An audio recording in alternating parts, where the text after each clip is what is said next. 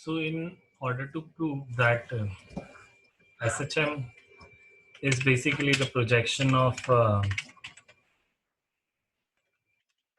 UCM, you have just seen that how motion is being performed by the shadow or the projection when the particle perform uniform circular motion. So when particle is there, shadow will be supposed to be here. When this circular motion performing particle comes over here, this shadow will also move here. When this, after moving this ball or this particle will reach over here, so shadow will reach over here on the x-axis, and after traveling from here to here, this shadow will also move along this like this here, and that is how it will perform motion SHM. When this circular particle will reach over here like this, it will also move.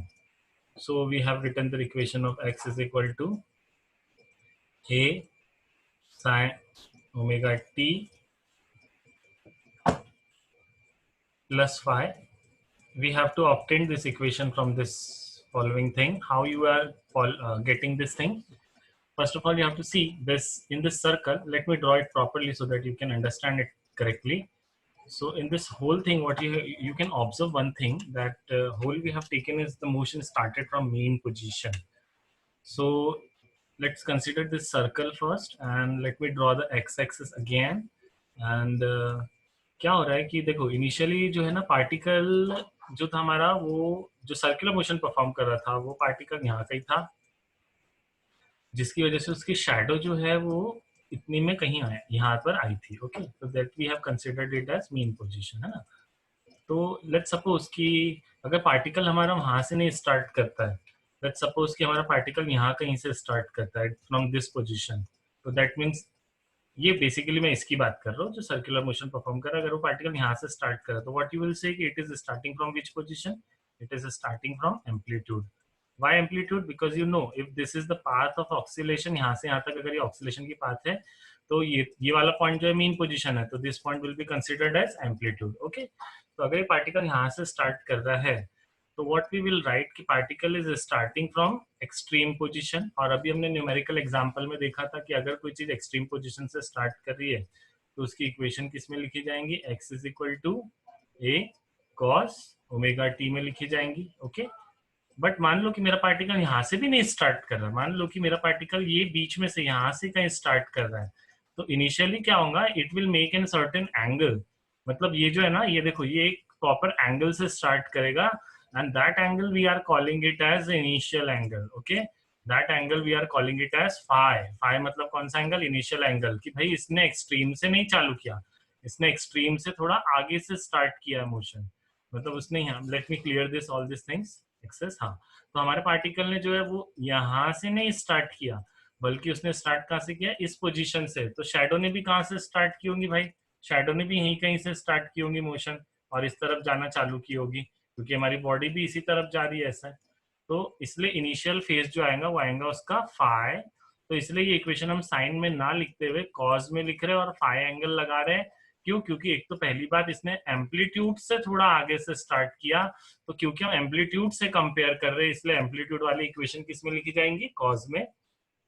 और amplitude के थोड़ा आगे से start किया तो equation में क्या लगाना नेसेसरी हो जाता है, phi, that is starting angle, initial phase, और एपोक ऑफ एसएचएम बोलते हैं हम इसको, कि स्टार्टिंग एंगल कितना था जब उसने चालू किया. अब ये गोल घूमते घूमते लेट सपोज इस पोजीशन तक पहुंच गया, तो इस पोजीशन में पहुंच गया तो उसने फिर कितना एंगल कवर किया. देखो दिस फाई जो था ना, ये एंगल कवर नहीं था, इतने एंगल से उसने जस्ट स्टार्ट करना चालू किया था, यानी मोशन यहाँ से चालू हुआ था. Instead of starting from here, it has started its motion from, okay, so it has started its motion from, let me clear this thing and then tell you. हाँ, तो इसने अपना मोशन जो है वो स्टार्ट किया इस पोजीशन से, right from this position, and time चलते जैसे से टाइम आगे बढ़ा वैसे वैसे बॉब भी आगे बढ़ता गया, और टाइम टी में इसने कितना एंगल कवर कर लिया, ये इतना एंगल इसने टाइम टी में कवर कर लिया, तो वो है थीटा. और थीटा का फॉर्मूला होता है ओमेगा टी. कैसे होता है थीटा का formula omega T, already got this point. Theta का फॉर्मूला होता है ओमेगा टी. क्यों? क्योंकि ओमेगा का फॉर्मूला होता है rate of change of angular velocity, तो rate of change of angular displacement, not velocity.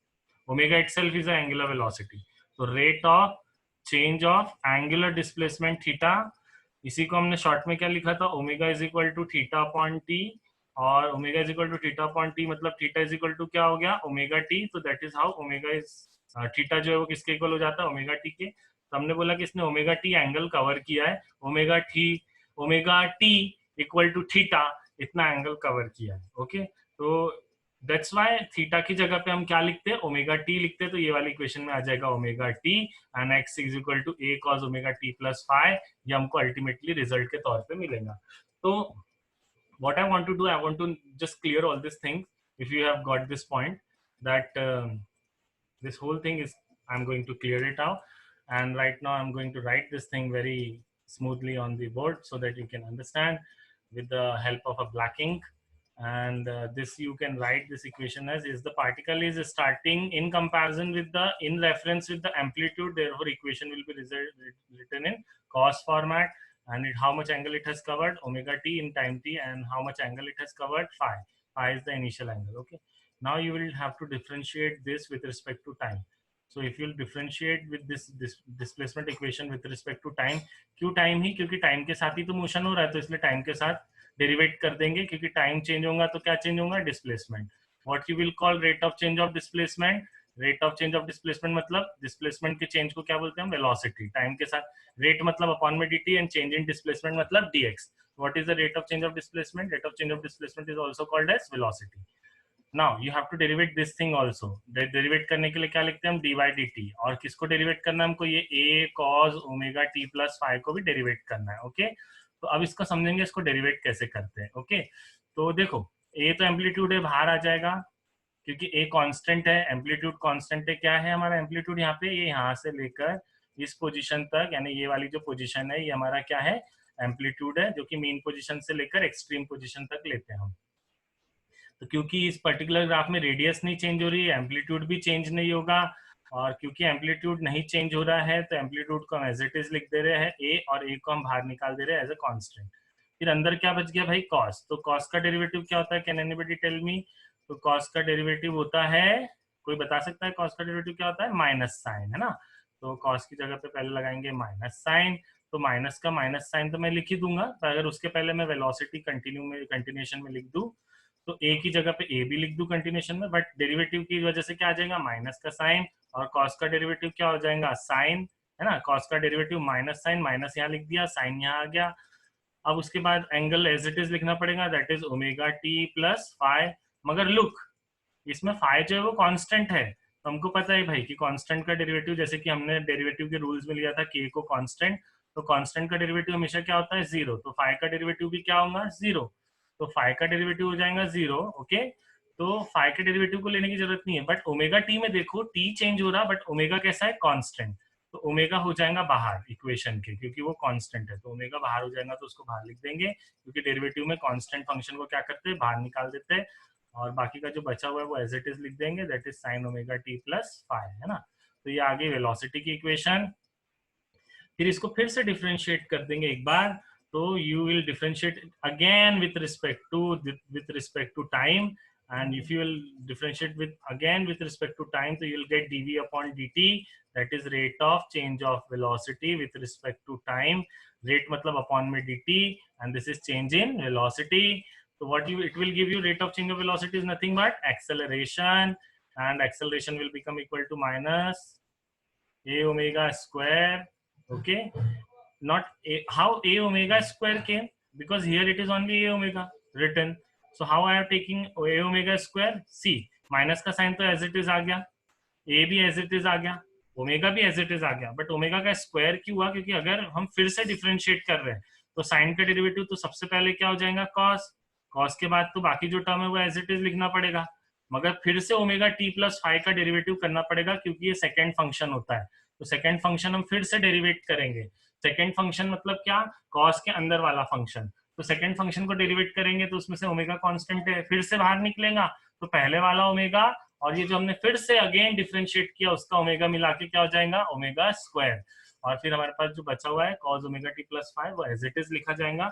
अब इस इक्वेशन को ध्यान से देखो, देखो मैं ये डिस्प्लेसमेंट के बाद ही ये जो सेकंड इक्वेशन है एक्सेलरेशन की, वो मैं इधर लिख रहा हूँ इसके कंपैरिजन में। तो if you can see it clearly, what you will see कि एक्सेलरेशन की इक्वेशन में माइनस ओमेगा स्क्वायर मैं अलग से लिख रहा हूँ, मतलब पहले ही लिख दे रहा हूँ, और जो ए है उसको बाद में लिख रहा हूँ, और जो cos omega t plus five है उसको मैं एज इट इज लिख रहा हूँ यहाँ पे इक्वेशन का।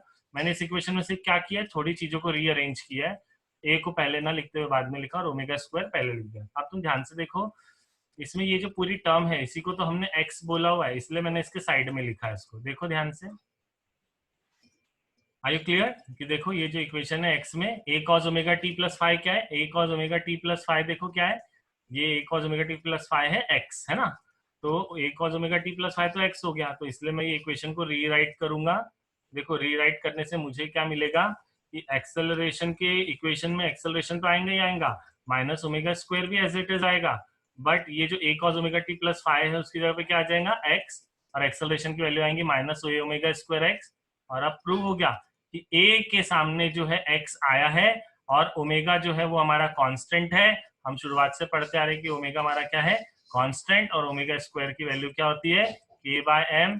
ओके, तो ओमेगा स्क्वायर की वैल्यू है k बाय m, कांस्टेंट है, और कांस्टेंट हटाते तो उसकी जगह पे क्या लगता है, प्रोपोर्शनलिटी। तो ये ओमेगा स्क्वायर को हटाया, कांस्टेंट को हटाया तो क्या लगेगा, प्रोपोर्शनलिटी। x को एज इट इज लिख दिया, a को एज इट इज लिख दिया, अब क्या बच गया, माइनस। माइनस का साइन क्या बताता है कि ये एक्सेलरेशन और डिस्प्लेसमेंट दोनों कैसे डायरेक्शन में, अपोजिट। और ऐसा तो सिर्फ एसएचएम में होता है, तो इसलिए ये मोशन क्या है, एक एसएचएम है। जो शैडो है, वो जो प्रोजेक्शन है, वो कौन सा मोशन परफॉर्म कर रही है, एसएचएम। किसकी शैडो, ये सर्कल परफॉर्म करने वाली, सर्कुलर मोशन परफॉर्म करने वाली बॉडी की जो शैडो है, वो शैडो हमने एक्स एक्सिस पर ली थी यहाँ पर। और वो शैडो कौन सा मोशन परफॉर्म कर रही है, वो शैडो आगे पीछे to and fro motion perform कर रही है, मतलब कौन सा मोशन परफॉर्म कर रही है, SHM. So hence prove that SHM जो है वो एक शैडो होती है, एक टाइप का प्रोजेक्शन होता है किसी पार्टिकल का। जो पार्टिकल कौन सा मोशन परफॉर्म कर रहा होता है, यूसीएम, यूनिफॉर्म सर्कुलर मोशन, मतलब एक कांस्टेंट एंगुलर वेलोसिटी के साथ घूम रहा होता है। तो अगर उसकी शैडो लेंगे एक्स एक्सिस पे, तो डेफिनेटली वो शैडो जो है तुमको एसएचएम करते हुए दिखेंगी। This you can try at your home also. एक लाइट के सामने अपना हाथ जो है वो गोल गोल घुमाओ, और तुम अपनी शैडो को देखो, तुमको शैडो अपनी ऊपर नीचे होते हुए दिखेंगी इस वॉल के ऊपर, और तुम देख सकते हो कि वो शैडो एसएचएम परफॉर्म करती हुई दिखेंगी। Therefore we calling it SHM is the projection of uniform circular motion. So the next topic we will complete in the next lecture. Right now it is okay, this much. Okay.